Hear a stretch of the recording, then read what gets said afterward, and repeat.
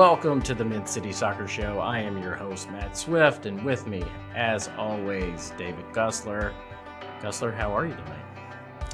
Doing pretty good. As good as I can be after a draw from a home match. Feeling refreshed, though. I didn't go to the game, but I'm feeling pretty good. Looking forward to a week of no soccer in some regards, but also going to miss it in some ways. But how was your weekend, Matt? Was it good? It was good. We had my son's 2-year birthday party. Nice. So that was a lot of fun. Had some people over, and then we watched the game after the party. So, I got to watch a doozy of a game that we'll get into here in a second. Awesome, man. What was the theme this year for the birthday party? I know y'all typically do themes, right? So what was the theme this year? Yeah, Anson is really big into Mickey Mouse. And so if you're familiar with Mickey Mouse, it's Toodles, and he's 2 this year. So that was the theme. So nice. Toodles, Mickey Mouse, Funhouse. Well, now it makes sense why we heard Mickey Mouse Playhouse on the Soccer and Coffee show on Saturday morning was, hot dog, right. Hot dog, hot diggity dog going on. So he loves that song. He loves that song. I think we need to make that into a chant somehow so you can hear that on TV for you. So yeah, we can do that. Let's do it, man.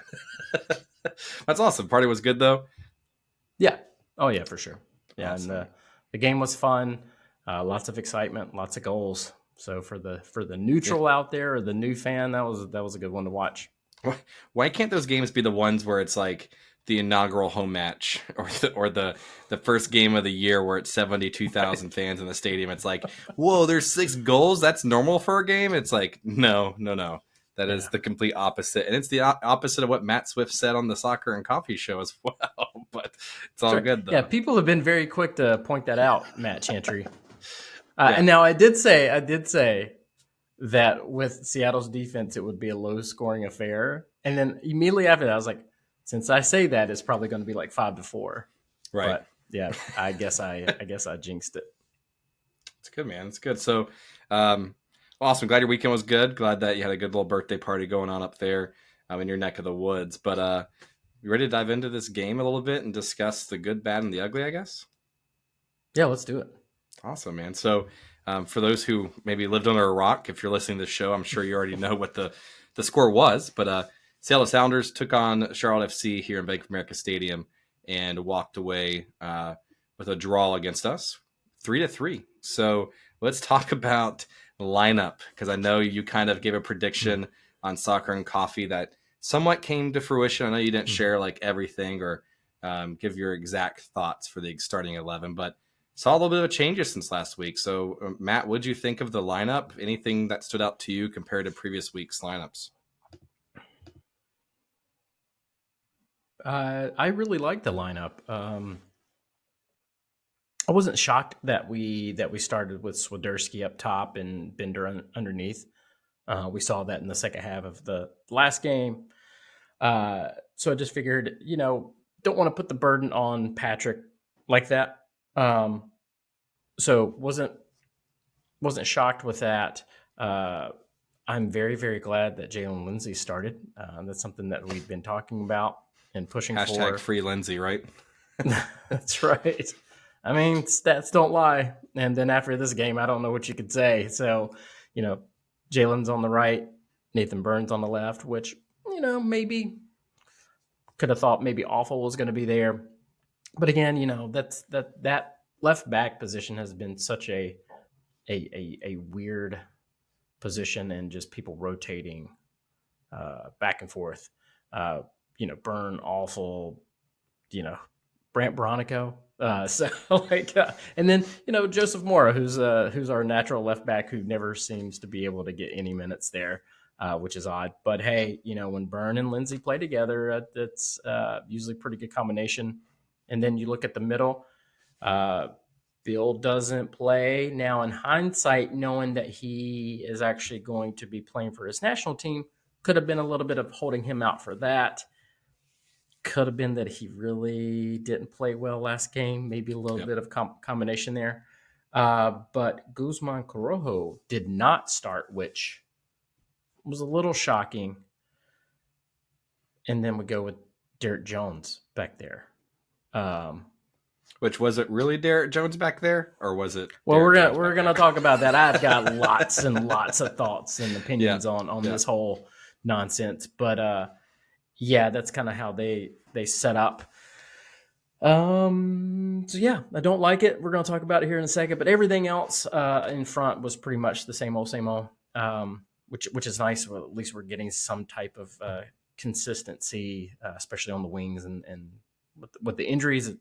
Latanzio's hands is kind of forced, but yeah, other than that, I thought it was pretty good. Yeah, it was it was a little interesting to see that center back lineup and pairing, but we'll dive into that here in just a second. But shout out to Jaylin Lindsey, who had a pretty great game. We walked away with a goal during this game, which we'll talk about here in a little bit. But just shout out to you, Matt, with talking about the state of the mint. State of the Crown, article that you put out, because you had a breakdown of Nathan Byrne, Jaylin Lindsey, that combination, who should start where, what, etc. Right, and I think Jaylen's made the most of his appearances so far this year, right? So, not to put you on the spot, but what are some of the things, for those who haven't read that article yet, that Jaylen's done pretty well this year that really gives him a reason or a case to be a consistent starter for Charlotte FC? Well, I compared Lindsey to Byrne. Maybe that's not fair because Byrne has played on the left. He's even played in the middle some.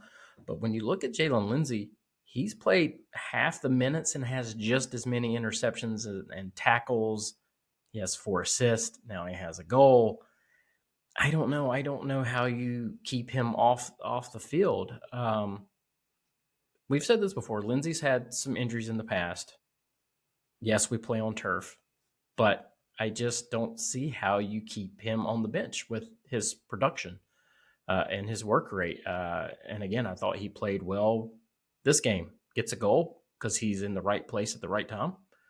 And yeah, at this point, you can't. I don't think you can drop him. But I'm not the coach.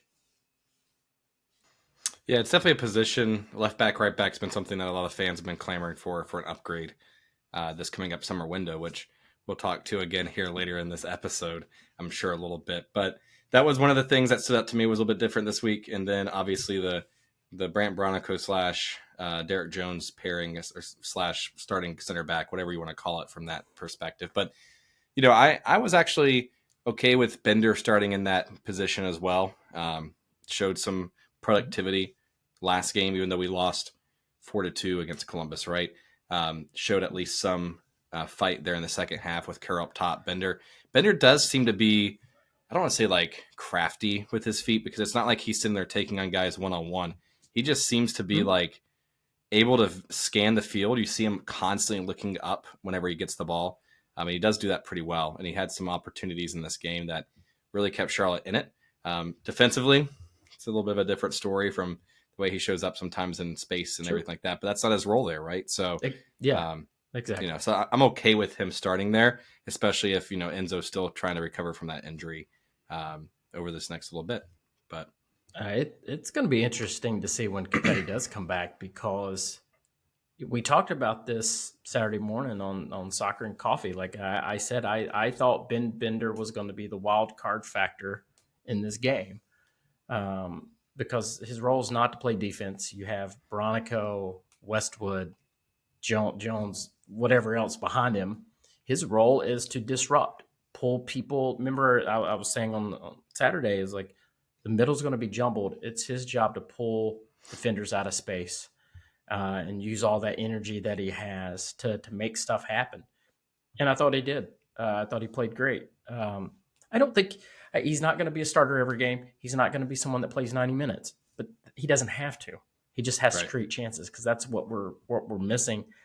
And honestly, we keep just leaking goals. So having him not defend, what does it hurt at this point? Let him push up top and try to produce something. So, but I thought he played great tonight. We'll get into some individual goals and how he contributed. But yeah, I was pretty pleased with him. So let's start talking about in-game performance and some of the goals and those kind of things, right? So unfortunately for Charlotte, early starts in the games, early starts in the halves. continues to be a weak point for this team. Don't know what it is. It's just something that just continues to bite them in the ass, to be honest with you. But let's talk about that first goal a little bit. So what do you think, Matt? I know it was a free kick. It was an opportunity for Seattle to capitalize, but it didn't seem like it was really that threatening of an opportunity until it happened. So let's break it down for us. What did you see there for the fans that may have missed it or may have just seen a glimpse of it? You have Christian Roldan, who's literally pointing multiple times where he wants this ball played. And you have Brant Bronico playing center back. He's back there with Nathan Byrne. These two guys just somehow give Roldan enough space in between them. I don't know if they're not paying attention. I don't know what the hell's happening. But a ball gets played over the top, and it's a really good ball, and it's a really good trap down. Kalina's kind of in no man's land. It's just, again, it's another goal where you can point to so many different things and just say, why? Why did this happen? And we go down early. I think it was like the 11th minute, and, we're at home, and I just don't understand why Bronico's back there, one, and why these two can't communicate between the two of them and let someone just run in between them. It's frustrating and maddening at this point. So I know, and just not to derail us too much on the goals, but you mentioned Brant was a center back in this game, like on the starting 11 and on paper, Derek Jones is a starting center back, right? And you saw them kind of flip flop back and forth in different positions. Right. What was Latanzio and the club trying to do there? Because on paper it was a 4-3-3. It seemed like it was going from like a 4-3-3 to like a 3-2-3-2 something. I don't even know what they were trying to do during transition of play. I think they were trying to play five in the back at some juncture, but and two, I think what they were trying to do is, and I'm guessing because honestly I don't know. I'm thinking they're trying to beat Seattle's press. Yep. Brant gives you a little bit of control out of the back. It didn't work. It doesn't work. It's never worked. It's not going to work. It's just maddening at this point. You had Derek Jones and Bronico switching back and forth throughout the game. And again, what that does is you're asking players to play out of position, one. Two, they're constantly having to look who's where and communicate constantly, right? And we've allowed 33 goals now. There's nothing else to say about it. It just doesn't work. I don't care who says it. I don't care if the coach says it, Zoran says it, Jesus Christ says it. 33 goals. It doesn't work. What you're doing does not work, and it's at this point, it's the definition of insanity. It's like you get nothing of benefit going forward, and your defense is horrible. So what are we trying to do? We are not Man City. I know Latanzio is from that school of thought. Man City just won Champions League. You don't have the players to pull off what you're trying to do. The best we played was in the second half. And I dare anybody to go back and look at this. When we were playing our best, I think it was around 50th, 60th minute mark. It's when Bender hit the post and we were just tagging at Seattle. Look what was happening. Just watch Derek Jones. He was playing center back. He was back. He was not switching back and forth. It's the most dangerous we looked all night. And the best formation-wise we looked all night. Now, I know Jones pushing up helps push Bronico, Westwood, and Bender up the field, and that's kind of the thought. But it didn't work. So people could argue all they want, but it just I don't even know what to say at this point. We talk about this every single podcast, and it's just getting on my nerves. I don't understand it. Yeah, I know. You, me, and Corey were talking a little bit, during the game or after the game, and I think Corey even said like, I'm not a fan of the tactic. I'm like, well, on paper and in the second half, it seemed like it worked because we outscored and outplayed them in the second half. He's like, yeah, but it didn't work in the first half, and it doesn't always work. So if it doesn't always work, it didn't work. I was like, yeah, I get it. So, I just if you look at the first two goals, everybody's going to say the second goal, like, oh, there's nothing that could have been done. Yeah, you could have. That ball over the top in that gap of space where Jones is, I don't know, was he playing center back, center defense mid? I don't know. It's his man. Go back and look at the video. It's his man that gets the ball. Also, it was kind of close to being offsides, by the way, when I went back and looked at it, that play. But, once Ruta Diaz gets the ball, you can't stop that shot. Amazing shot.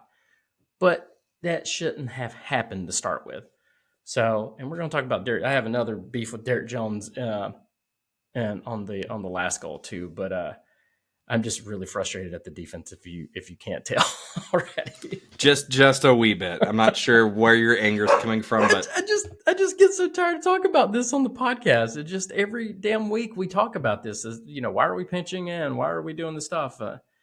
It's just, and if you look at that second goal, Jaylin Lindsey's pinched in. He actually has a man behind him who he should be guarding. That's Derek Jones's guy, but Derek Jones is, I don't know, because he's playing like, I don't know what he's playing. So it's just frustrating. Well, let's talk about the second goal, which I thought could have been a case of the goal of the match, or I guess play of the match, until Seattle scored their second goal. But Charlotte came back, yes, disappointed to go down early, 11 minutes in. Good news was only 6 minutes later, and Charlotte did start to show some attack and like possession and control after that first goal. But Charlotte had a good play. I think it was Ashley Westwood chipped a ball up to Karol Swiderski. Karol was able to somehow, and if you go back and just shout out to Top Ben, because I think he posted this on either Instagram or Twitter, he's kind of on the sideline, almost near the goal line from an opposite side of the field. It was pretty damn close from being out just from that camera angle. So if you haven't checked out Top Ben, check it out. But either way, didn't they get called out? So it's all good. Karol somehow was able to stop a ball from going out at the goal line. Was able to flick it back into the box, and Jaylin Lindsey was able to score his first goal for Charlotte FC as a club in Charlotte for his hometown team. So, Matt, what did you think of that goal, and why is it the goal of the game, even if we count Seattle's? Yeah, no, just to be able to keep that ball in was phenomenal. I don't know how he got his leg up that high to keep it in, but to keep it in, like chip it over and then pass it to the back post, just an amazing individual, performance there, and Jaylin being in the right spot at the right time. There were a couple of instances I thought with Justin Miram not being at the back post like he should have. So it was nice to see someone in the box at that back post, and you make those runs, you can get rewarded. But man, to even get that ball across to Jaylin was incredible. Yeah, it was an amazing ball by Karol. Was able to kind of somehow make something out of nothing. And you asked you don't know how he got his leg that high. Probably lots of yoga, probably lots of stretching. I know I could never have done anything like that ever in my life, probably. But such an amazing opportunity. It was awesome to see Jaylin's goal celebration with his hands making the J and the L. And again, just really cool to kind of see that. So, it was great.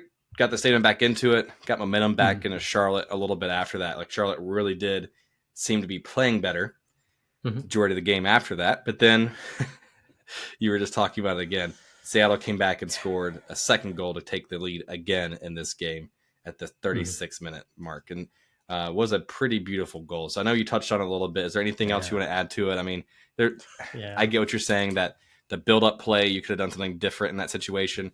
I felt Ashley probably did what he was supposed to do and tried to stop an initial shot or pinching in, and then somehow, Seattle was able to score a beautiful goal. So what do you think, Matt? I mean, it's a great player making a great play. And sometimes it's going to happen. No matter how good your defense is, when you have a player of that caliber, they can do that to you. And, his first touch kind of looked like it was going to take him out of the play. But he's able to wrap his foot around it. And man, I don't like, if Kalina was maybe like 2 foot taller, maybe he could have got to it. But man, I mean, there's nothing you could really say to it. I'm not even frustrated about that. It's the build up that that I don't like. I thought that could have been prevented. And like I said, I thought maybe a little offside. So, but anyway, they definitely, I don't know if they looked at that or not, but either way, what an amazing goal, though. Sucks for us. You know who would have saved that goal? George Marks. I'm just joking. So, I don't even know. I don't think anybody could have saved that one, man. That was a good strike. So, yeah, beautiful ball for Seattle in that situation. I remember just watching that live and like, shit, I can't even really get that mad because it was just like, what are the odds? I mean, I was mad, but I can't stay mad at that situation. But sure. Really not much more happened in that first half. Rio Diaz. Yeah, I mean, really not much more happened in that first half. Charlotte went down in the second half, down 2-1. Didn't really make any subs or changes, but they did change play a little bit, like you were saying earlier, right? They weren't switching Brant and Derek too much in that second half. But if you were Latanzio, would you kept that same lineup, or would you have made any subs, or what? I think you're okay coming out at halftime with the same subs, and I will say this: so we moved back to a standard formation. We weren't moving Derek Jones or anything like that. We did that for a little while, but we did revert back to it where him and Brant were interchanging and moving around. And I thought again we started playing poorly, but after the half, no changes. The only thing sub wise that I was maybe scratching my head at is that I would, and I know Vargas got a yellow card. I think I would have preferred Vargas staying out a little longer because he was, I can't remember Seattle's defender's name. He was killing that dude on that side. And I thought we were having a lot of success down that right wing. And again, Marin played great, not knocking him. There were a couple times I wish he would have been more on the back post. I probably would have put in Gaines first for Marin, left Vargas out there a little longer, but I'm not going to knock Latanzio too much on these subs. I'll try to be a little nicer this go around because I'm just I used all my anger on the defense. So, but yeah, we made the change. Cambridge for Vargas. Like I said, Vargas picked up a yellow card, so maybe there was a little bit of like, hey, let's not risk that. Because Derek Jones also got a yellow card. Shocker. Yep. And he's going to miss the next match. So I am not happy with Derek Jones, by the way, with this whole game. I like Derek Jones. So I was going to say, so explain, sir. So why aren't you happy with him right now? Well, he's a walking yellow card, right? And didn't think he played well. And do you want to talk about the third goal? Because it's his fault. Before we jump to the third goal, so we're gonna bounce just for a second because I do want to talk about that second goal because it does deserve some praise, I guess. But because if you think about it, all the goal scorers for Charlotte tonight were goal scorers for the first time in Bank of America for the club, right? So second goal was by Ashley Westwood. So what'd you think about Ashley's goal there? Almost in the exact same spot that that Seattle scored their second goal, right? So at the 53rd minute, right before those yellow cards, Charlotte was able to come back and kind of get some momentum again. I don't want to say we were kind of lucky because we did have a good build-up of play there. It actually started almost all the way back. Oh, yeah. All the way back at the goal line. I was not a fan of Nathan Burns' quote-unquote pass/clearance, which was right into the top of the box. And I was like, oh, shit, we're about to give up a goal here. But somehow we were able to get it out. Ashley sent it up to, I believe, the Bender or Karol? Swiderski, yep. And then we were able to send it out to Vargas, etc. Right? And Vargas does what he does and kind of takes like a shot from out there, has a lucky deflection, and it just happens to fall right in front of Ben Bender in the box, right? And credit to Ben Bender, was able to, like, if you watch that replay, especially from behind the goal, he saw the ball coming, he starts scanning the field, and then he traps it. He already knew where he was going with the ball, right? Yep. He wasn't going to rush a shot, wasn't going to try to get, I don't want to say vomit feet, where he just gets, whatever in the box and gets scared and doesn't know what to do with it. Passes it back to Ashley. Ashley's able to kind of pull up and cause a sliding tackle that doesn't do anything. Takes a nice shot into the top corner. against Seattle. So beautiful ball, beautiful play from that perspective. But, kudos to the Westwood T gang here because they were able to celebrate in a proper English way for this goal. Yeah. Yeah, it was a really good ball from Westwood to start this off. And Swiderski, again, traps this really, really well. If he mistouches this even slightly, Seattle is going to pounce on that, right? So he traps the ball really well, lays it off into space to Bender. And to Bender's credit, if he would have taken a touch forward dribbling, Seattle was right there, probably would have taken the ball off of him. But what does he do? First times it out into space to Vargas, who then does what he should do, is dribble up and take a shot. And when you do that, you never know what's going to happen. You maybe the ball goes in, maybe you get a deflection, or whatever the case is. And like you're saying, David, like Bender gets the ball and lays it off. I thought Bender played really, really well this game. And it just goes to show you that he has quality. It may not be consistent. And again, he may not be a starter every game, but he has the quality to start a game or come off the bench and really add some fire to this team, which is great. And then, right after that, he hits the post. And I really wish that would have gone in. I think he deserved that. But we were looking good there for a while. Yep. I think it would have been a totally different game if after scoring that second goal with Ashley, then Bender getting a third goal right there that hit the post. Yeah. I think momentum, the stadium would have erupted. I don't think Seattle would have been able to come back to that at that point because I feel like it would just the game would have just shifted. Yeah, I think you're right. So now let's backtrack a little bit. So now let's talk about that third goal. So I know you said you weren't happy with DJ here in this game. Seattle was able to get a free kick again towards our box a little bit, right? So what happened on that third goal, and why was Seattle able to capitalize right there? Well, it was. I don't think it was a free kick, right? I think the ball was just played into the box. But the problem was that he had tons of space to do so. Maybe it was. Yeah. Sorry. Yeah. Bronico was in the box. Everybody was in the box. I think Brandon Cambridge tried to come over and close him down, but he was able to play a ball in. It goes all the way to the back post. And I was just rewatching the goal right before we hopped on. And I really hate to say this. Derek Jones kind of just quits on the play. I think maybe he thought it was going to go out of bounds.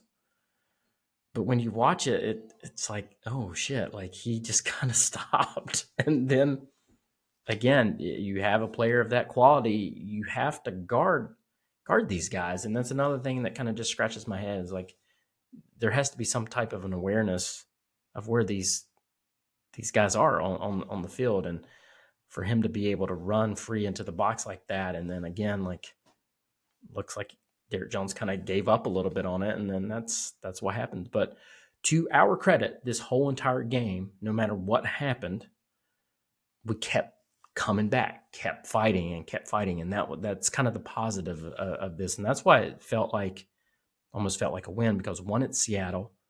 Seattle had coming into this game had only given up 14 goals, 9 shutouts, and we were able to play. We were able to score 3 against them. Now, again, our defense has not been the best. They scored 3 against us, but, we need to look at some of the positives here too, that we didn't give up. Even when they came back and scored that second one, I was like, oh my God, here we go. And then the third one, I was like, well, that's probably the dagger, but no, we kept in it. And that was really good to see. Yeah, I really appreciated the fight from the club here because that was what was highlighted, I think, the most. Even we could have easily been a RSL or Atlanta game where you're down 2 or 3 goals and just peter out, right? But the team showed some fight and be able to come back and draw this game, right? So, yeah, you were right. I went back and looked at it. It was definitely not a free kick, so apologies on that one there. But it might as well have been because he had all the space and time to do it. So correct. I mean, it was a beautiful ball in. I don't know how four No. defenders for us were just able to watch that ball. And then I don't know if it kept like noticing, but Karol Swiderski is back there in the back line holding his hand up. I don't know, trying to like call offsides or trying to say, hey, everyone wait right here. But Karol Swiderski, our striker, in that like run of play, is back there in the back line trying to defend crosses into the box. Like kudos to Karol, but like, what the hell are we doing with our rotation there in our spacing and form and whatever? I don't even know. Don't even know. You gotta have a captain back there telling people where to go, and whether that's the captain or someone on defense or your goalkeeper saying, "Hey, watch this guy. He's really good. Don't give him any space." Like, I don't know. So awesome. Well, let's talk about some of the at least the final good note here for it, right? So Charlotte, again, like we were saying, at least didn't give up, did not, just shut down. They fought back, and your guy, Patrick Agyemang, was able to get subbed into this game. And I will say this too, kudos to Patrick. Also, kudos to Nathan Burns. I know we've been kind of, I won't say critical of Nathan throughout the year. He's been hot and cold from time to time. Actually has a pretty good ball in and is taking advantage of Patrick's size here, right? And Patrick was able to do a nice little flick going backwards and get enough on the ball to basically get it into the net. So it was a perfect ball, perfect play. It was awesome to see Patrick score that goal, right? Yes. I'm a big fan of Patrick. I loved watching him play at Crown Legacy. He's just someone that I don't know, just someone I really like and want to do well. It's not that I don't want the rest of the team to do well, but that he's just, for some reason, I'm really rooting for him. And he's the type of player that at the end of games, he's good to have up top because he's a big presence and he can jump and he's a lot faster than what people think. And so when we're playing balls in, especially as the games are coming to an end, where you're getting corners and you're lobbing balls forward, he's great to have there, and he showed why. That header was very, very difficult to pull off. And just an amazing goal, and again, way to fight back and tie this thing up late. So Charlotte comes back and draws 3-3. You can feel momentum shift because Seattle was just gassed. They were just frustrated. I saw a little bit on Twitter, I saw a little bit in Slack there, Matt. But what did you think about the referee's performance at the end of the game? And I know Christian Latanzio even had a few choice words for him in the press conference after, but. Seems like the refs started losing control, especially at the 89th, 90th minute. Even Justin Merrim kind of got mouthy with the refs on the sideline and got a yellow card from the bench. So, what did you think of the ref towards the end of the game? Did you agree with some of the calls, or what was your thought process there? No, like I don't know what is going on with us getting... Just MLS refs in general. Well, so, I was looking at the stats again, and I feel like we talk about this a lot on the show, but we lead the league now in yellow cards. We're 6th in fouls committed in the whole entire league, but we're number 1. We just overtook Red Bull. Number 1 in yellow cards. We're 7th in fouls suffered. But I would love to know, I need to look. If we're 7th in fouls suffered, I wonder how many yellow cards other teams have gotten against us. It's just weird at this point. And I think some people were asking in Slack and talking about this, like what's the deal? People kick around like, oh, you're the new team, so you're not going to get calls. I don't think St. Louis is having this issue. They're the new team. And I wonder if it is, are we a team that's known for running our mouths and who gets cards? Is that our reputation? I mean, when I think of Red Bull, that's kind of what I think about. When I think of Orlando, I kind of think, that comes to mind. Are we just that team? Is that part of our identity? I don't know.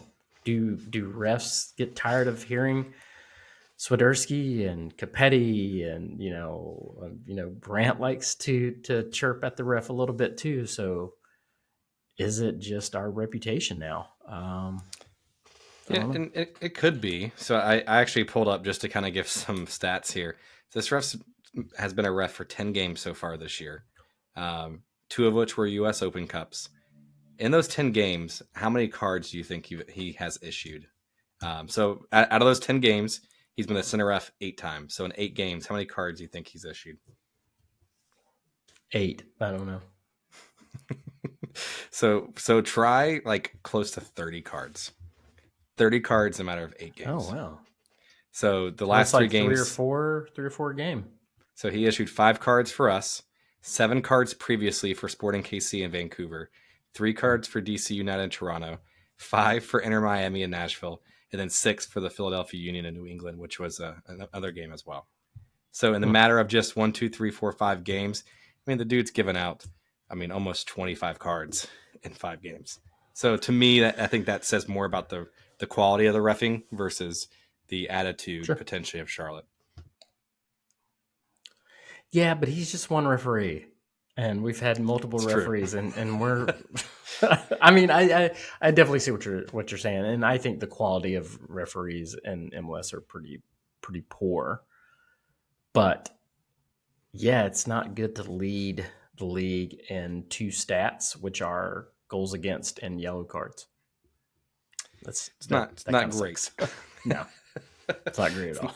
Not great. So, cool, man. Well, let's transition a little bit with the closing conference, because I wanted to get your thoughts on this, and I might be jumping into some of our fan questions here. So, apologies if this is one of the questions, but I touched on Lattanzio's end game press conference a little bit, and he mentioned obviously the reffing and just the quality of ref in that play, right? But he also mentions that he has talked to the team, and he's asking for 3 players or 3 types of players for this team in this upcoming summer window. So, I know we're jumping into some of the fan Q&As here, but I felt like it's still relevant for the conversation. But what do you think he's asking for here? And like, what should fans expect when a manager says in a press conference that he's asking for 3 players? What should we expect? And is that a bad thing to do as a manager? I think he knows what he's doing. Miguel kind of did the same thing. All coaches do this.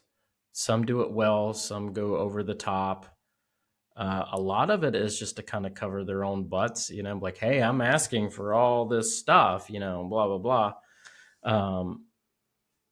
Especially when you're not doing as well and the window's coming open. And, he probably, in hindsight, probably just said, hey, I'm hoping that we pick up a few players. When you start saying 3 or 2 or 5, that's I don't think that's fair. You may want that, but we may not be able to get 3. We might be able to get 2 great ones, but now you're kind of putting the team on the hook to get 3. I'm not saying it's not needed. It's just I don't think you want to put the front office, no matter which team you're coaching. I don't think you ever want to put them in a spot like that. But at the same time, when you're a coach and maybe you're frustrated and, he's wanting to do these certain tactics and everything else, maybe he feels like he needs a certain type of player, maybe he has one in mind, that he can try to pull some of this off. So I don't know. I think he knows exactly what he's doing, though.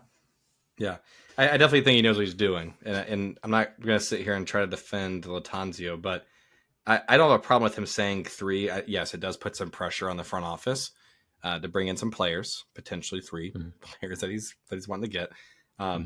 But Tanzio also took the brunt of a lot of the fans' criticism and press criticism very early in the season for the type of quality of players we had, even though he lost 2 players due to a sexual assault case. He had a player pass away tragically, and then he had to basically play with a roster that was incomplete. And he kind of, to his credit, he didn't really pass the buck or blame during that time frame. Fans started making shirts and making hashtags Lattanzio out, and he's like, cool, I got it, no worries. Like it is what it is, right? And he was able to get a good stretch of play there. So to me, I think it's okay, especially when I hate to say it, but last year we kind of dragged our ass a little bit to get players in the summer window. And you got to be ahead of the game here, because to me, if we wait like we did last time and we get players in here late July, early August, You're not gonna do anything because the players have to get their visa. Players are gonna have to come in and get acclimated, gonna get in the game shape because if they're coming from Europe, it's in their off season right now. So it's like you got to do it now, and you got to do it early and get your shit ready to go before the window truly opens up.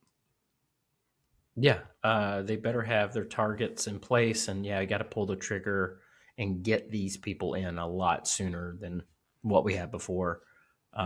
There's a question from Matt Nolan later about kind of how many points we need to get into the playoffs, and I want to save it and answer for that, but we've got to get going. We can't afford this season to wait like we did last season. Yep. So I looked ahead. So Zach Wheatley was the one that asked that question about his press game conference. So Zach, thanks for the question in advance, but figured we'd go ahead and ask it now since it was during the game. So, so Swift, anything else from the closing of the game? Really cool to see Ashley Westwood get man of the match, get crowned. I think Becca was the one that crowned him there at the sideline there. So really cool to see. Anything else you want to kind of shout out from the match before we move into fan Q&A? No, just, I know I was a little negative with the defense because I get tired talking about it. But performance overall, I'm really proud of the team and everything like that. We showed a lot of heart, showed a lot of grit. And again, to come back like that over and over and over again showed, that showed a lot to me. And makes me feel good about this team. And again, we're missing 2 DPs. Yep. I mean, we're missing arguably who's a guy who's basically our best player, and Kamil Uzwiak. So we're still missing him. We're missing Capetti. I think we did okay. Against the second place team in the West right now. So that's right. Pretty well. So awesome, man. Well, let's take a quick break. We'll be right back, and we will go into fan Q&As. Let's do it.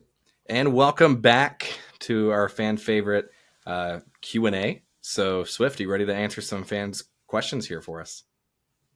Absolutely. Awesome, man. Well, let's dive into this. So the first question that we have is from Jay Landskroner. So, Jay, shout out to you. I actually saw you on the fan cam, by the way, with the megaphone. So thanks in advance for that, Jay. So his question says, with the transfer window coming soon, aside from Andre and Nuno, who else would you consider offloading to bring in some more solid pieces? Would you consider selling Pablo Cicinega or other depth players who aren't getting minutes, such as Mora, etc.? So, Matt, what would you do if you're, Zoran, Bobby, Thomas, etc., from the front office from a roster build perspective? Yeah, I think I would keep Pablo just because you want 3 quality goalkeepers. Mora, if you're not going to play him, move him on. He would be somebody. It's going to be interesting. Could we move a DP on in the transfer window? I don't know, to make room for someone else. Because to me, and I don't want to start anything. I'm just saying, like, where does Swiderski and Capetti fit together? I think it's too late for that, sir. We're going to clip that and just share that all over the internet that Matt Swift is starting something. I'm just joking. So, it is interesting where those two would fit if we get a cam, right? Well, I feel like that's what we're missing. We're missing a true number 10 playmaker. And if we were to get that, then why wouldn't you just start Swiderski up top? I'm sure people would prefer Capetti. So let's just say Capetti's up top, and then you have your number 10 underneath. But in order to get that player, someone has to move. If it's Swiderski, okay, or Capetti, but you have to move one of those two. I don't know if Uzwiak would be enough meat on the bone to free up enough money to do that. I'm not saying that that's going to happen, but if we are trying to bring in like this mega playmaker or something like that, somebody's got to go, unfortunately. Yeah. I think what we need to do is bolster left back. So maybe you get rid of Moore, you try to get someone else in. Hamade Diop is still injured, so that's why you haven't seen him. So other than that, another person, I hate to say it, Jan Sobocinski could be another person that Latanzio doesn't seem to have a lot of confidence in. He's gone down to Crown Legacy. he could have started this past game and didn't. I just don't. I could see maybe him moving. I don't know if you would move him in the summer though, because you got to make sure we have depth. But yeah, And this is he's going to be like an our interesting one window. center back depth that we have. Yeah, I know. Yeah, exactly. We got Carujo back, which I think there's a question about him later that I want to touch on. But yeah, we're just one injury away again from, being in the situation we have been. So, yeah, I think back to Latanzio, I think 4 players would be great. But in order to get like the difference maker, I think unfortunately somebody else would have to go. Yeah. And yeah, I definitely think we'd have to unload. I think the key thing here, Nuno Santos, Andre Shinashiki, it'll be interesting to see how the club approaches that, how MLS works with them on that too, because they both take up international. Yeah. I know Nuno takes an international spot. I'm not sure about Andre, but they both take up decent chunks of salary. Active roster spots right now. They're not cut from the team. They're there. Exactly. Yep. And they're quote unquote cleared to play by MLS, but obviously the team wants nothing to do with them, right? So do you trade them to an MLS team? Are they going to take the risk and do that? Or do you send them back overseas? Right. But then you got to find a partner in a club that actually wants to have them, right? With that looming over them. So it'll be interesting to see what they can do to offload that so they can bring on some players that will actually be part of the team and the culture the team wants. I think Nuno has a path forward where not a path forward for Charlotte FC, but he could play for Crown Legacy to keep getting minutes so teams can look at him. I think he has an easier exit ramp, right? Andre, on the other hand, everybody can say what they want. You can have your opinions and everything like that. Teams are not wanting Andre. No. And that's been difficult. They would much rather move him on. There's some other contractual issues and everything like that, but they're not getting anyone to bite on him, and that's going to be a problem because just taking up money and a spot. So I'll just leave it at that. Yep. Awesome. So thanks for the question, Jay. So this next question comes from Paul. It's a good old Paul on the drum line here. So Paul says the club was open from the beginning about wanting to build an identity and to develop a core or a backbone of players on the pitch. How far along do you think we're on that journey? And I'll add to this. Do you think we're still on that same path, or do you think we've changed it up a little bit? Oh, man, I don't know what our true identity is. I think we have a coach that wants to do one thing. I don't know that we have the players to do the thing that the coach is wanting to do. We just talked about this. Unfortunately, we're getting a reputation for fouls and yellow cards. Maybe we're a tough and rugged team. I don't know. I still don't think we have a clear identity. I think we're still working on that, and we've just had so many injuries and other issues that it's been hard to really form that. Yeah, I agree with you. I don't know what our identity is trying to be. We tend to play out the wings. We tend to cross and pray. We don't seem to value a lot of creative play in the midfield, and then we still do tend to play out of the backfield a little bit. So I'm not really sure what we're quote unquote doing from that perspective, but I think that spine conversation was just stuff to get excited about for the team at the time. And then we happened to sign a lot of midfielders, and that was just what we were saying. So, but 2 years later, I think the strategy shifted a little bit, Paul, to be honest with you. Awesome, man. So thanks, Paul, for the question. So this next question comes from David Kelly. So with an 11-day break until another 2-game week, which is, I thought that was ironic that we're having a nice little break here, but then we play a game on Wednesday and Saturday right when we come back. What should the team be focusing on during their, quote, bye week, per se? Just getting healthy, hopefully looking at game film, and hopefully some other coaches in the room will talk to Latanzio and say, hey, maybe we just play straight up and not do all this weird stuff. And hey, I was listening to the Mint City Soccer Show, and Swift was talking about how there was a stretch of minutes in the Seattle game where when we just played straight, we looked really good, and maybe they'll look at that film. But Well, we know Latanzio listens to our show every week, so exactly. I'm sure he heard this and said, you know what? Let me make a note of that. So I'm going to continue on this question then, because it leads perfectly into our next one from Russell. So he was just kind of talking about like those changes from Latanzio, right? Like, do you think he overthinks it, or do you think he's getting too cute with like some of the complexity of what we're trying to do? Should he simplify it? Like, is it creating an advantage for us, or what's going through his head, you think? I think he overthinks things. You can clearly see that with just the rotation of players.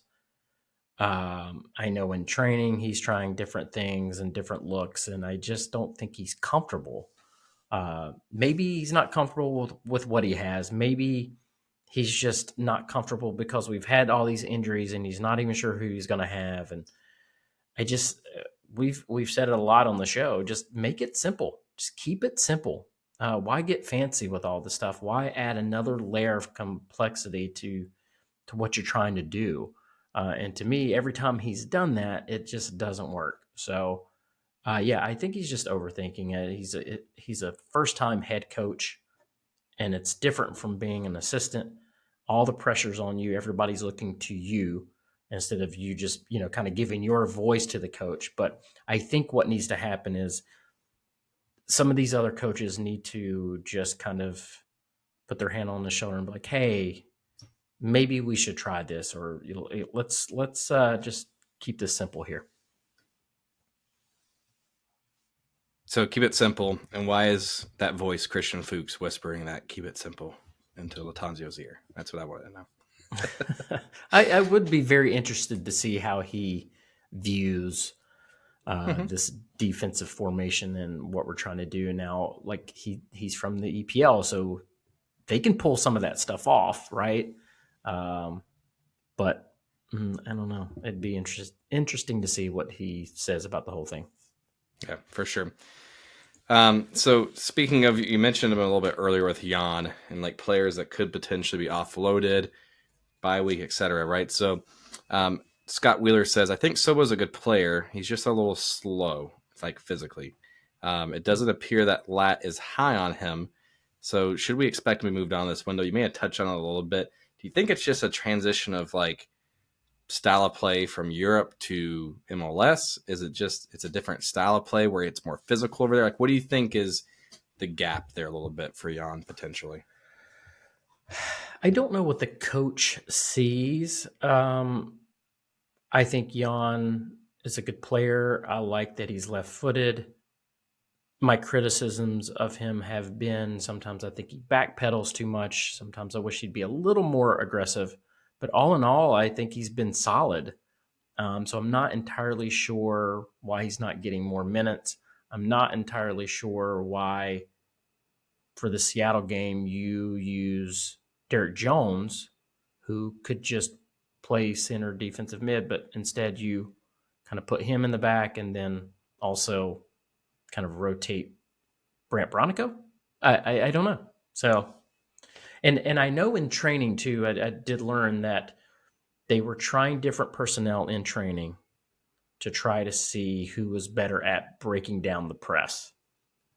Maybe he didn't practice well. I don't know. But yeah, I could see Jan moving on. I think we've said that before maybe at the beginning of the season too. Yeah, because Jan takes up an international spot, and if you look at the salary space that he takes up too, like he's making just as much as Bill, and is not starting consistently, right? So from a value and a spend, it's not their potential. I like Jan. I think he has played pretty well. He's also had some bad games. Don't get me wrong, but I think overall, I think if you asked a lot of fans, I think unfortunately they would probably rather have him out there starting at center back than Bill personally right now. But it's what it is. Yeah. Awesome. So this next question comes from Terry Beck. So Terry says, as we're near the midpoint of the season, how do we stack up with real expectations from the preseason? is it's hard to reflect in the moment sometimes, but would love for us to be able to reflect back on what we predicted in February, and would we be happy to say in June that Charlotte FC was in 10th place right now on the table? I think there were high expectations going into preseason. I think the expectations, maybe for me, where we would be battling most of the season in fifth. It's kind of where I thought we would be, fifth or sixth. I'm a little disappointed that we're in 10th. Very, very disappointed that we've given up 33 goals. So, and I'm disappointed in some of the tactics and decisions, clearly. Yeah, I thought we would be a little better off. I think dropping some of those points at home has really, really cost us. The 3 losses and then another draw against Seattle. And I think we've drawn 2 others too. So that's a lot of drop points at home. So, yeah, I wish we were a little better off. So no, I'm not really happy, I guess. Yeah, and I would say I'm slightly disappointed as well. I mean, like, I'm not. Last year, I think expectations for myself was way too high. Like, I was like, oh, we're gonna make the playoffs. Like, we got this, right? But the way that we finished the season last year, some of the players that were coming into form from the summer transfer window, heading into the off season, some of the moves we made, some of the players coming back. Latanzio seemed like he had a lot of upside. Obviously, we had Anton Walks's tragic death happen during the preseason, but even before that happened, I was like, man, I feel really good with where we're at. We finished just outside the playoffs in 9th. We were pretty sound at home, and I think we've got this. And to be at 10th, yeah, it's a little disappointing. The East is super competitive this year. Like, it's like 6 points separates the bottom of the table to 4th place, right? It's pretty competitive compared to the West. But yeah, I'm a little disappointed to reflect on it, but know that there's still a second half of the season, and we could either crash and burn, or we could rise to the top. So it'll be interesting to see. Awesome. So thanks, Terry, for the question. So this one, I just like the beginning of this question. So this one comes from Kevin. So he says, "Thorn in my craw. What's wrong with Corujo? If he's not going to see the pitch, why is he being selected to even be on the first team right now?" Okay, so a couple of things here.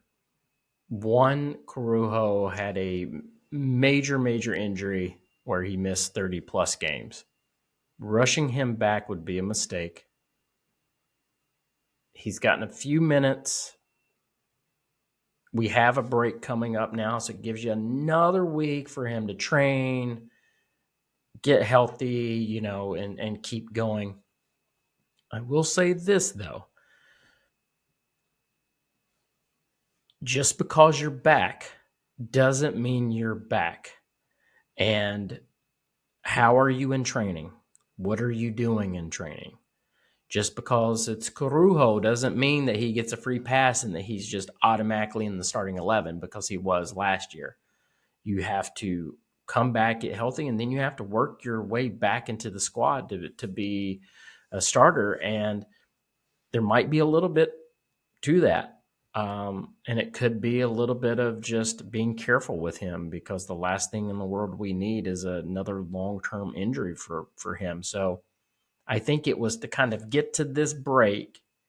And then I think going forward, hopefully we'll see more of him. I still think Malanda and Corujo is our best center back pairing. So we will see what happens in these next couple of games. Yeah, for sure.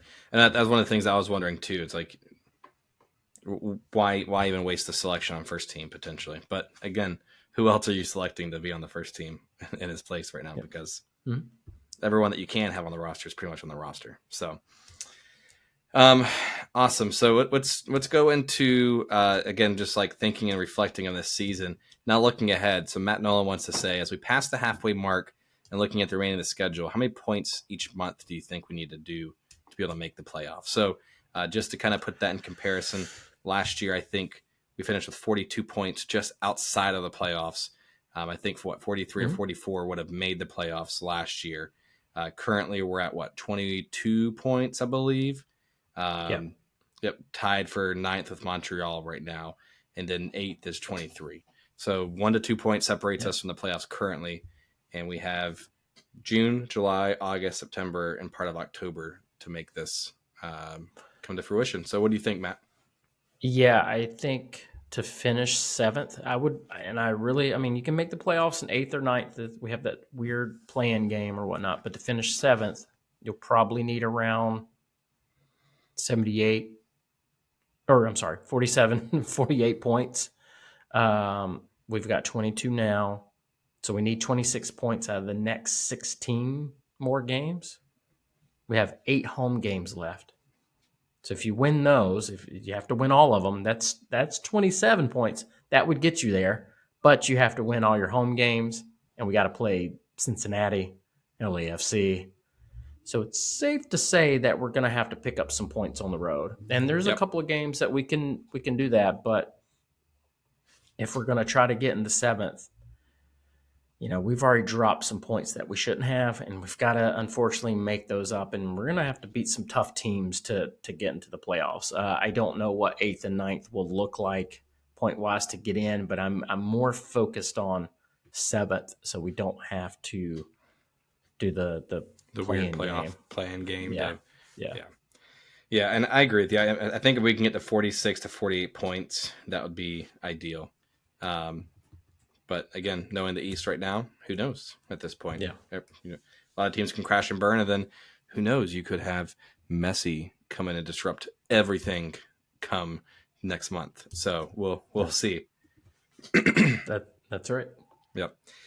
So this next question comes from, and I believe I'm saying this right, just looking at the username, El Gringo. And El Gringo wants to know, what is your obsession with Brant Bronico? So I'm not sure if he's asking that to me or to you. I'm going to say it's to me. I'm not really sure. The guy plays 90 minutes almost every game, but the coach takes off Bender, who's playing great. So, Matt, what is your obsession with Brant Bronico? Oh, and I love how it is spelled. It's El like green go, like the color green, El Gringo. Anyway, so what is the obsession with Brant Bronico? I think we talked about this last episode. Brant's a guy that can play 90 minutes. He never gets hurt. He can play whatever position the coach tells him to play in. Doesn't matter how ridiculous it is. But also, like, taking Bender off instead of Bronico, they play two different positions, right? Bender is going to be your attacking option. Brant is not. And I think just the way Lattanzio wants to play, he likes that double pivot. And for some reason, he likes what Brant brings to the table. So that's why he leaves him out there. And I'll say this again. I said this before. Lattanzio's not the only coach that did that. Miguel loved Brant too and started and played him every single minute. So it's not just Lattanzio. It's two coaches now. Yeah. And maybe I just took personal offense reading the question that I read it wrong, and I took it and I was like, maybe he's asking me what my obsession is with Brant. Yeah, what's your obsession with Brant? What is my obsession? I don't know. He's a nice guy. He was Brant, a friend of the show. Brant is a very, very nice guy. He was a friend of the show very early on. We were just right. getting our chops into the game here, and he's super great with the fans, and like dude's a workhorse. I get it, man. Like he works his ass off every game. So That's my obsession for Brant Bronico. Yeah, I thought I saw on Twitter today too. Apologize. Someone was like, "Hey, I was at the gym and I saw Brant at the gym." And there's a break. It's their bye week. Yeah. So I mean, he works hard, and it's paid off. Whether you like him as a player or not, he sets I think a good example for. Especially younger players and everything like that. And again, he's a great guy. I think he's a great ambassador. He is our representative for the MLS Players Association. I don't know if a lot of people know that, but he represents Charlotte FC in that. So yeah, I don't know. That's why his flowing locks, his mullet. That's why people are obsessed with him. That's what it is. It's the mullet is what it was. So this next question comes from Hudson. So if every player on the squad was healthy, who is your ideal starting 11? Ooh. Oh man. I think I would have Marks in goal, Jaylin Lindsey on the right, Malanda and Carujo in the middle. I guess Nathan Byrne on the left. Oh man. You want to say Bronico. Just do it. Just do it. I would say Westwood, Bronico, Bender, Camille, Muziak, and Vargas, and Swiderski up top. I think that would be. Did you say Enzo? Did you say No. Enzo or no? Oh, Did not say Enzo. Interesting. I'm not. That's not a knock. That's just my preferred 11. I just haven't seen. I just haven't seen what I needed to see yet of Enzo. I'm hoping that it will come. I'm hoping he seems like he's ready to come back, and I'm hoping this break will regalvanize him, and I hope he comes out firing because we need all the firepower that we can get going forward. So, but I think if you're asking me the question, that's my preferred starting 11. That doesn't mean that he can't come in or replace Swiderski in the second half or something. But that'd be my starting 11. Well, you guys heard it here first. Matt Swift does not like Enzo Capet. I'm just joking. So, no, I think my starting 11 would be very, very similar, to be honest with you. I would honestly probably switch Bender with Karol, and then put Enzo up top would be my ideal starting 11. If everyone's healthy, everything goes how it should be. That's just me. So that's it. Yeah. So Matt, this next question comes from Luke. So I figure we can kind of talk through this a little bit. So Luke says, so Bender refused to wear the Pride warm-up, which I'm sure you saw a little bit on Twitter, on social media, Facebook, etc. People have opinions on it out there of what they should or shouldn't do. But his question here is really should athletes have to support league or team diversity initiatives? So would just love to know what your thoughts are from that perspective and your personal opinion from that point of view.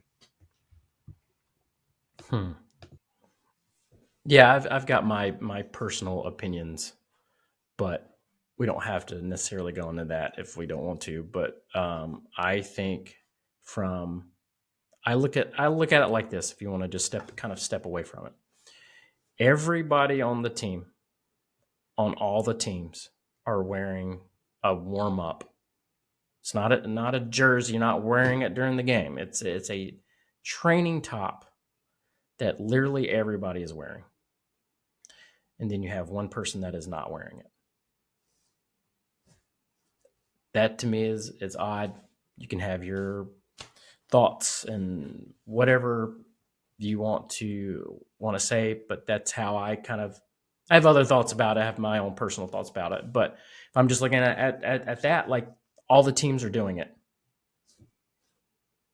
You get to still be the same person that you are, putting it on like I have this on. I'm straight. This doesn't make me anything other than Matt Swift, right? I am who I am. So you not wearing it says a lot to me. And I don't think it's fair for someone to be like, oh, they can have their personal beliefs. Absolutely you can. But I think it's okay for fans to question, like, why is he not wearing it? Why is literally everyone else wearing it and not him? And as fans, you can look at a player and say, well, if he's not going to do that, I'm not going to support him because I feel like he's not supporting what I'm about. I think that's fair. Now, I've seen the other argument saying, hey, like people should be able to have their own opinions and stand up for what they want to stand for. Cool. But you can also question that as well, too. And I would never call for Ben's job or try to cancel him or anything like that, too. But I'm personally a little disappointed in it. He also didn't get vaccinated, and he wasn't able to play in a couple of games, which hurt us last season. I think I'm kind of pissed about that too. But again, I look at it as I'm not Ben Bender. I don't have the same thoughts that he does and his family does. It just, to me, I'm a little personally disappointed in it. But he's also super young.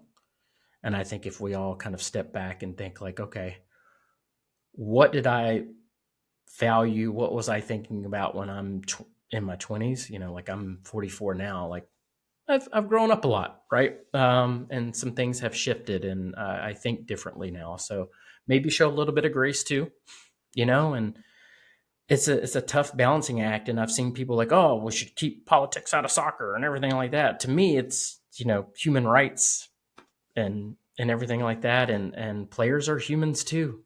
So I don't know. It's a weird, touchy topic, and I've seen a lot of back and forth today. And I try to see both sides of it, but I just know me personally, it's disappointing.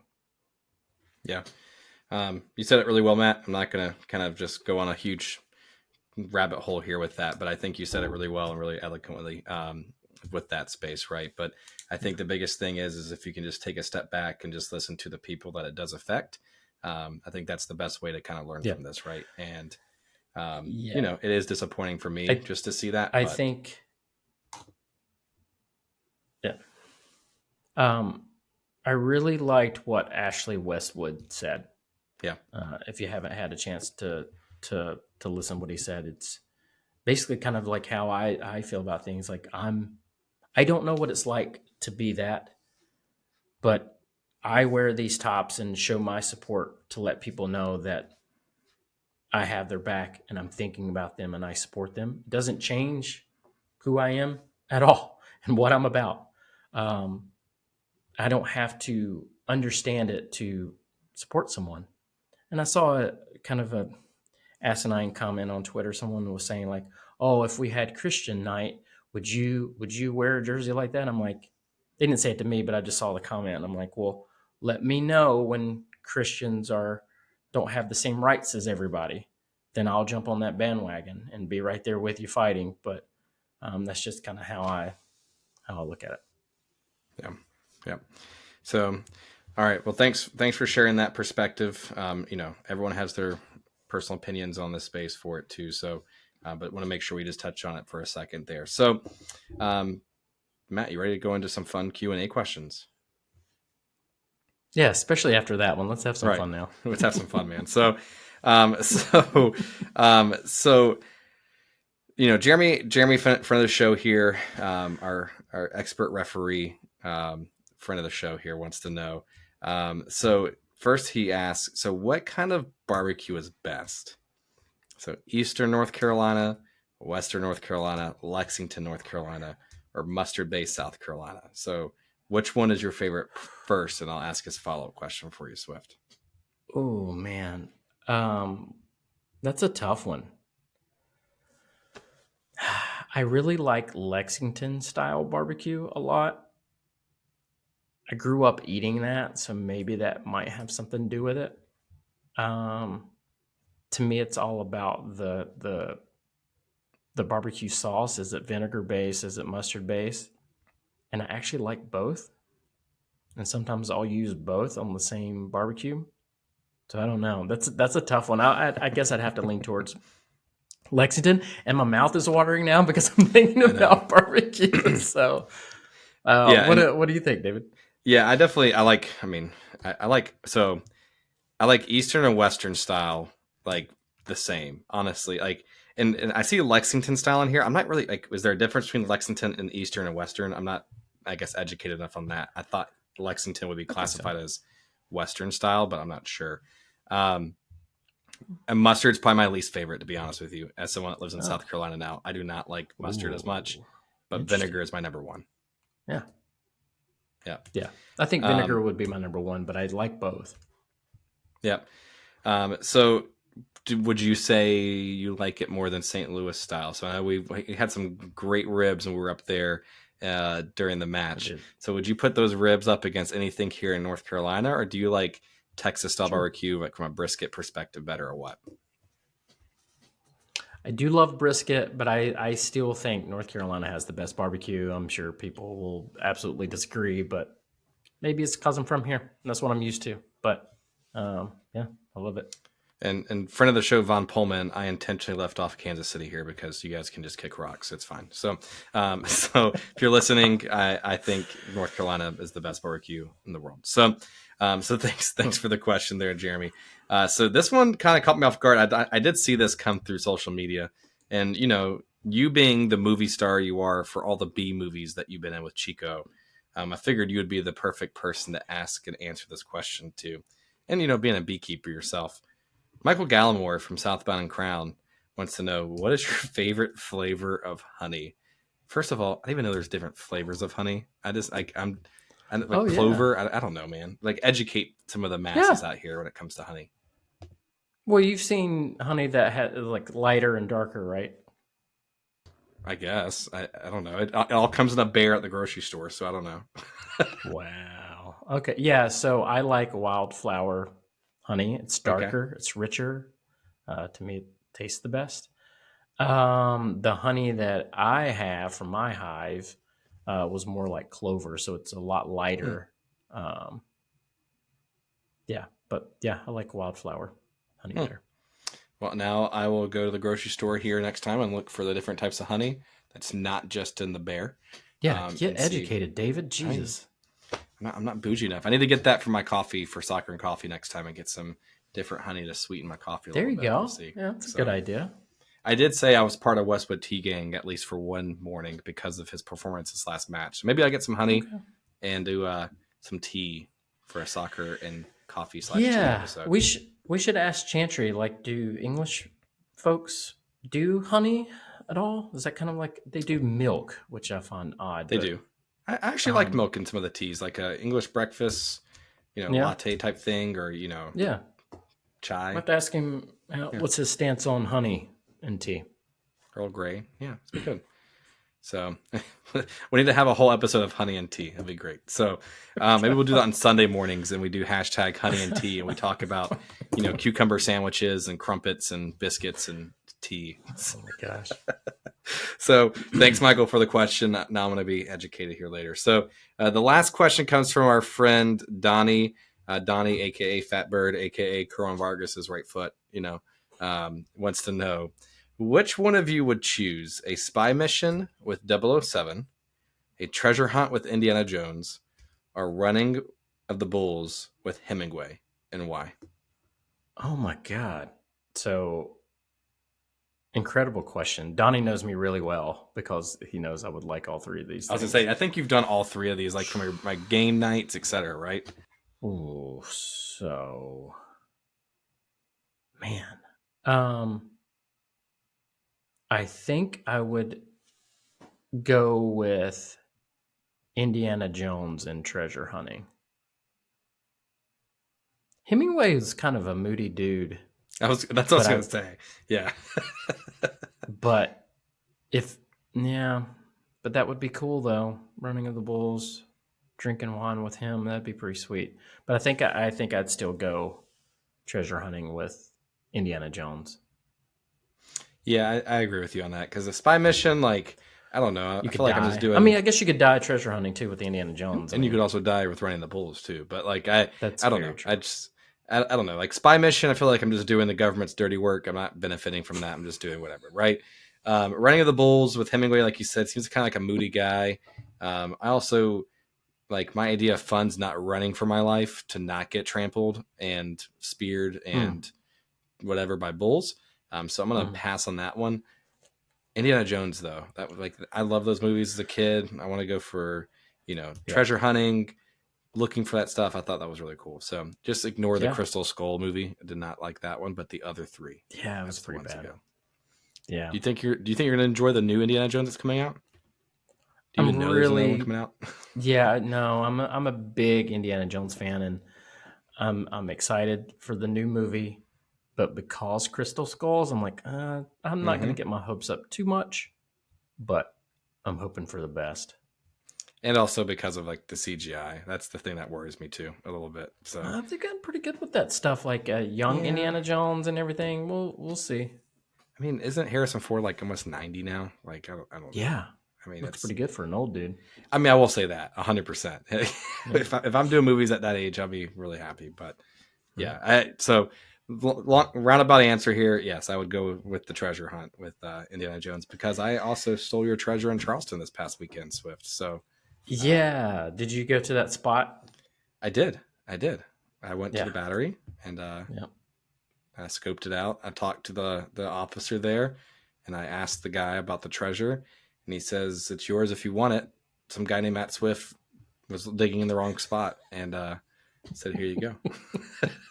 It's So, right in that spot somewhere. It's right in that area. yeah, I actually don't have it. Just so you don't get your hopes broken here, but it'd be interesting to see you out there digging one day. I think you need to get the permit and go down there and see if you can find it. I don't know how much the permit is. I'll So, pitch in. I think we can do a GoFundMe from the show. Here we to get go. you down We can there. do a GoFundMe and then get a permit to dig. I'll live I wonder stream how many it. holes. I wonder how many holes they'll let you dig. Hmm. Is it like you get one dig, or One shot. you get a 2-for-1 deal or something? I wonder how deep you can dig too. Like, It's could you supposed just, to be. It's supposed to be 2 feet deep. if it's only 2 feet deep. First of all, how would he bury something 2 feet deep without anyone ever noticing in that area? By the way, I don't know. I have no idea. yeah. So, anyways, But he did. But It's yeah. there somewhere. yeah, we need to find People it that have never listened to this show is probably like, "What in the shit are they talking about?" out. Corey can Or edit people all who this out. have That's fine. people who have listened to the show are like, "Why are they talking about this again?" Why are they still talking about this damn treasure? So it's only Really been like should just- we'll do it next Charleston Cup or something like that. We'll live stream you going down there and digging it for the. That's. for the I show. was so disappointed that we know. didn't get to go down there. I think that would have been a lot of fun. But hey, next year we'll hold off till preseason next year, and we'll do it. So Matt, so that's it for the Q&A. I got like 2 questions for you, I guess, around the show. Oh. What's to come, right? So no game this weekend. Right. Team has a weekend off, and then they're back next Wednesday, I think against Red Bulls, right? So a little bit of a break, 9 days here before games. What are you going to do, sir, during this little quote unquote bye week? First of all, and then I'll have a show question for you next. Just some family stuff. We got the community pool here, so I'll probably hit up the pool and stuff, and maybe crank out some articles for the website. I don't know. We'll see. We'll see if the mood hits me. Nice. Well, that transitions to the next thing. So just make sure you guys check out Swift here has done a fantastic job of getting our website up and going. So MintCitySoccerShow.com. Make sure you check that out. Got some articles on there. There's one very small comment in the latest episode that talks about me sucking it and how great the purple kit is. That my wife saw it and said, I should get you the purple kit for your birthday just to rub it in. So first of all, check out the site, check out the articles that Swift is writing. And he's putting comments to make sure I'm actually reading them. But then 2, That's right. We talked about this book club. I've seen some folks order the book here. So you posted it on social media. What can folks look forward to, and what book are they going to be reading with the book club for you? Yeah, it's called Done Deal. I think I have it right here. Hold on. It's Done Deal. This right here. What we'll do at the very end of the month, we'll probably do like a Twitter space, because we've been doing that with the Soccer and Coffee. So read the book this month. It's pretty entertaining and talks a lot about how transfers are done and deadline day and all that good jazz. And we'll all talk together about the book and see what everybody thinks about it. Yeah, and I actually, because you turned me onto that book like almost 3 years ago during COVID, and I remember reading that at the pool during COVID. So I have an extra copy because of how amazing Amazon shipping was during COVID, that they were just delivering things and didn't realize things were getting delivered, whatever it is. So if a fan of the show needs a copy, they want one for free, or if they don't have the means to get it, let me know. Send me a DM, and we will ship you a free book. First come, first serve. So I will send that out. Yeah. The only other thing, David, this week we're gonna try to do our promotion relegation podcast special show. So we piss off all of soccer Twitter. We'll see. Yeah. I'll have my takes. You'll have yours, and then we definitely want people to chime in. It's just a topic that kind of looms over American soccer, and it'd be good to hear everybody's kind of thoughts and everything. And I think what I'll have to say is pretty level-headed and everything. But yeah, I can't wait to talk through that with you, and should be pretty good. Awesome, man. Well, look forward to it. Make sure you guys check out all of us on social media. We have a Facebook page now, Twitter, Instagram. Check us out individually on Twitter as well. Subscribe to our newsletter.